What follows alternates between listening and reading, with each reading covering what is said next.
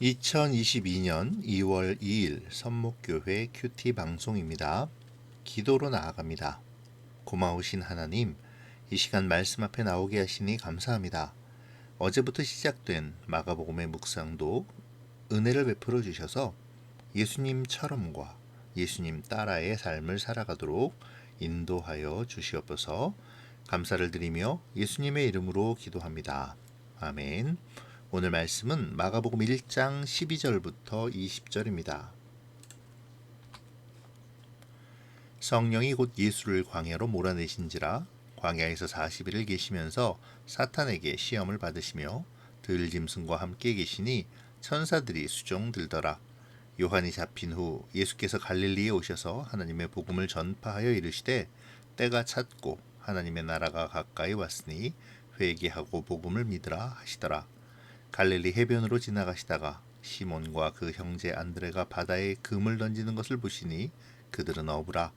예수께서 이르시되 나를 따라오라.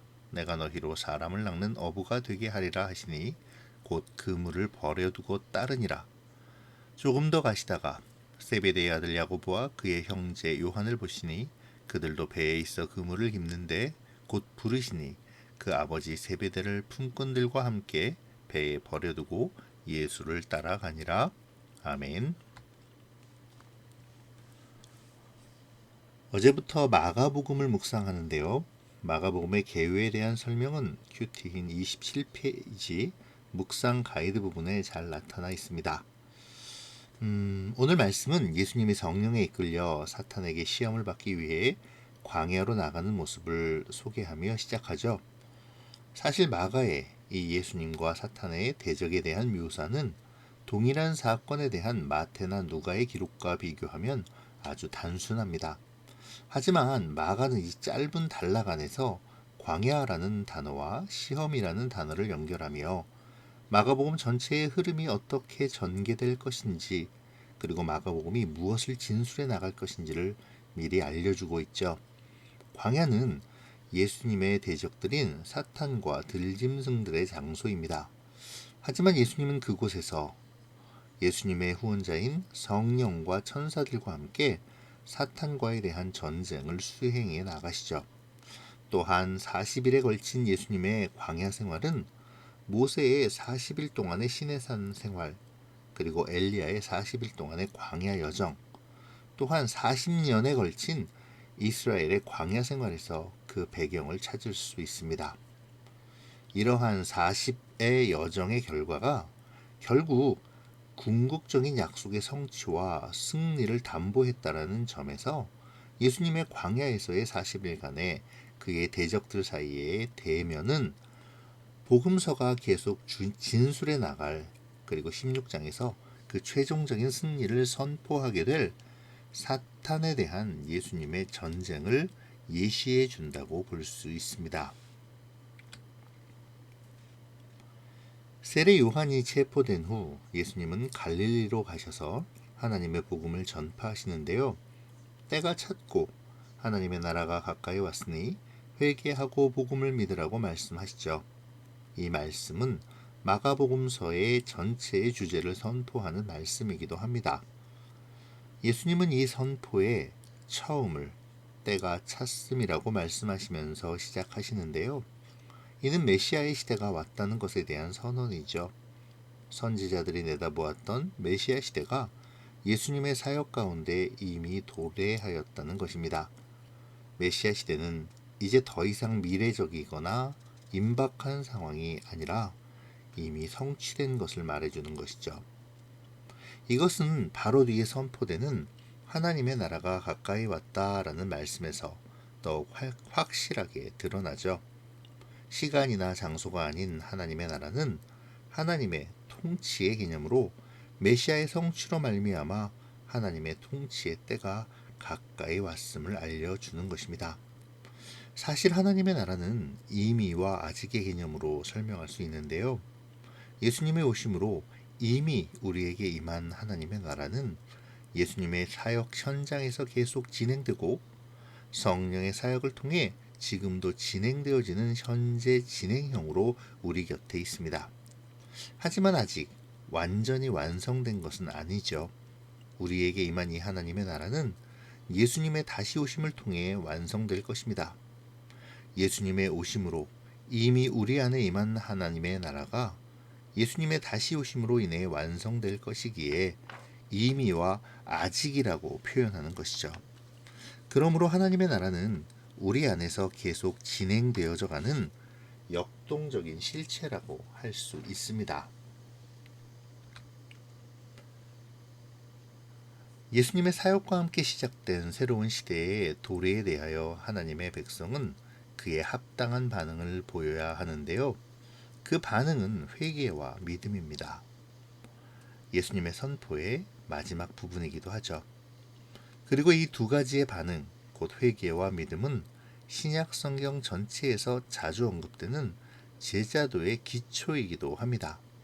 예수님이 선포하신 회개는 우리가 창세기를 묵상하며 계속 강조되었던 하나님과의 언약의 관계로 돌아가는 것을 의미하는 것이죠. 우리가 언약받은 백성임을 자각하고 그에 합당한 삶을 살지 못함을 애통해하며 돌이켜 언약 백성으로서의 믿음과 신뢰의 삶을 살고자 노력해야 한다는 것입니다. 또한 믿는다는 것, 믿음은 단순한 지적인 동의 이상의 전적인 신뢰와 헌신을 의미하는 것이고요. 그렇게 본다면 복음을 믿으라는 예수님의 말씀은 이미 우리에게 와 있는 하나님의 통치에 전적으로 헌신하고 순종하라는 것으로 이해할 수 있습니다.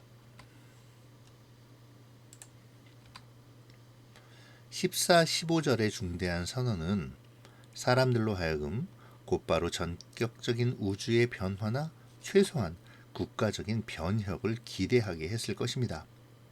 왜냐하면 당시의 사람들은 이 땅에 하나님의 통치를 알리는 사건이 악과 악의 동조한 세력을 심판하고 의로운 자들을 신원하는 모습으로 나타날 것으로 생각했기 때문이죠.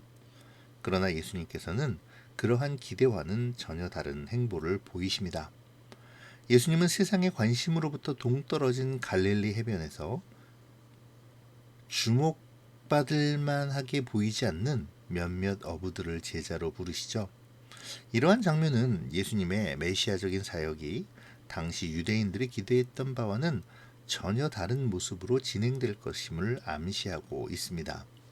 하나님의 통치는 온 세상이 떠들썩하게 주목하게 되는 과시적인 방법이 아니라 세상으로부터 별로 주목받지 못하지만 그러나 끊임없이 점진적인 방식으로 이루어질 것입니다.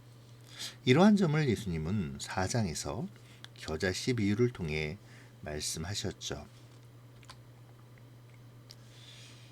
예수님께서 제자들을 부르시고 주목할 것 없는 이들을 통해 제자도를 세워가시며 복음의 이야기를 만들어 가십니다. 그들은 연약하기에 실수할 수밖에 없지만 예수님은 바로 그들 가운데 하나님의 왕권을 시행해 나가시죠. 마가는 이러한 제자들의 모습을 통해 이 복음서를 읽는 모든 사람들이 자신들의 제자도를 점검해 보도록 도전합니다. 오늘 본문 17절에서 20절까지에서 나타나는 제자도는 자신들의 삶의 방식과 관계들을 버리고 예수님을 따름으로 예수님의 삶에 동참해야 하고 사람을 낚는 어부가 되어 단순히 예수님을 따르는 것을 넘어 예수님의 선교 사역에 동참해야 하는 것임을 가르쳐 주죠. 예수님께서는 성령에 이끌려 광야로 몰아내심을 당하여 그곳에서 40일을 계시고 사탄에게 시험을 받고 들짐승과 함께 있습니다. 아까 설명한 대로 이 광야에서의 40일은 마가복음 전체를 관통하며 계속 진술하며 마침내 16장에서 그 최종적인 승리를 선포하게 될 사탄에 대한 예수님의 전쟁을 예시해 준다고 볼 수 있습니다. 이 전쟁은 지금 우리에게도 일어나고 있죠. 우리 안에서 끊임없이 욕망과 순종 사이의 전투는 벌어지고 있습니다. 하지만 분명한 것은 이 싸움이 하나님의 주권 아래 이루어지고 있다는 것이죠. 성령의 이끄심으로 혹은 몰아가심으로 예수님께서 광야로 가셨다라는 사실은 시험이 하나님의 인도하심 속에 있다는 것을 의미합니다. 우리도 마찬가지이죠. 우리가 하나님의 백성인 한 우리를 넘어뜨리기 위한 사단의 시도는 계속될 것입니다. 우리 안에 거룩한 싸움도 계속되겠죠. 그러나 이 싸움은 이길 수 있는 싸움입니다. 하나님께서 인도하시며 예수님께서 이미 이기신 싸움이기 때문이죠. 우리가 하나님을 바라본다면, 하나님에 대한 신뢰와 믿음을 가진다면 오늘 내가 싸우는 영적 싸움의 실체를 알고 겁내지 않으며 승리할 수 있습니다. 오늘 내가 광야에 있습니까? 40일이라는 긴 시간이 지나가지 않습니까? 분명한 것은 그 시험과 공격은 나를 넘어뜨릴 수 없다는 것입니다. 예수님께서 말씀으로 그 시험과 유혹, 어려움을 물리치셨듯이 오늘 우리도 말씀으로 스스로를 무장하고 하나님의 선하신 목적을 신뢰하며 또 순종하고 따름으로 그 안에 숨겨진 나를 향하신 하나님의 놀라운 뜻과 계획을 발견할 수 있기를 바랍니다. 주님은 하나님 나라의 도래와 메시아의 성취에 대한 놀라운 선포를 하시고 사람들이 원하는 거창한 기적을 보여주시는 것이 아니라 제자들, 그것도 평범한 어부였던 사람들을 부르시죠. 그리고 이들에게 참된 제자도에 대해서 말씀하시는데요. 자신들의 삶의 방식과 관계들을 버리고 예수님을 따름으로 예수님의 삶에 동참해야 함과 또 사람을 낚는 어부가 되어 단순히 예수님을 따르는 것을 넘어 예수님의 선교 사역에 동참해야 함을 말씀해 주셨습니다. 이 시간 말씀을 생각하며 우리의 주님을 따름에 대하여 묵상해 보면 좋겠습니다. 내가 하나님 앞에 버려야 할 삶의 방식과 관계들은 무엇입니까? 나는 예수님의 삶을 묵상하며 따르고 있습니까? 주님의 복음을 전하고 그 복음에 합당한 삶을 살고 있는지요? 참된 제자는 입으로 되는 것이 아닙니다. 참된 제자는 주님의 말씀을 따르며 순종하는 데 있음을 기억해야 하겠습니다. 오늘 말씀은 사실 하나를 가리키고 있는데요. 바로 14절과 15절의 말씀이 강조하는 회개와 복음을 믿는 것입니다. 하나님의 나라가 이미 임했고 또 앞으로 이루어질 터인데, 그러니 현재의 삶을 돌이켜 주의 언약 안에 행하고 복음, 곧 하나님의 통치에 순종하며 주님 뜻대로의 삶을 살라는 것이죠. 이 시간 내가 회개해야 할 것은 무엇일까요? 내가 믿고 따라야 할 하나님의 언약은 무엇입니까? 나의 모든 영역은 하나님의 통치를 받고 있습니까? 잘못을 회개하고 나에게 주어진 하나님의 약속을 신뢰하며 나의 모든 영역에서 하나님의 통치를 따를 때 우리는 보잘것없지만 위대한, 또한 광야에서 시험을 받아도 승리하는 하나님의 사람이 될 수 있을 것입니다. 이것을 다시 확인하고 어떻게 실천할 것인가를 깊이 생각하고 다짐하는 오늘의 묵상이 되시기를 바랍니다. 기도로 마치겠습니다.